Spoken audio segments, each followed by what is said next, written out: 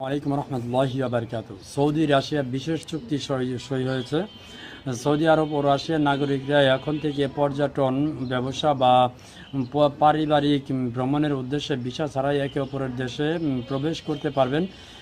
সোমবার রিয়াদে সৌদি রুশ বিনিয়োগ ও ব্যবসায়ী ফোরামের আলোচনার প্রেক্ষিতে দুই দেশের মধ্যে এই গুরুত্বপূর্ণ পারস্পরিক ভিসা অব্যাহত চুক্তি স্বাক্ষরিত হয়েছে। চুক্তিতে স্বাক্ষর করেন সৌদির পররাষ্ট্রমন্ত্রী প্রিন্স ফয়সাল বিন ফারহান ও রাশিয়ার প্রধানমন্ত্রী আলেকসান্ডার নুবাক।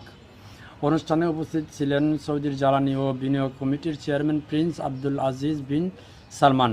নতুন ব্যবস্থায় উভয় দেশের সাধারণ পাসপোর্টধারীরা সর্বোচ্চ 90 দিন একটানা বা বিভিন্ন সময় মিলে ক্যালেন্ডার বছর মধ্যে ভিসা ছাড়াই অবস্থান করতে পারবেন।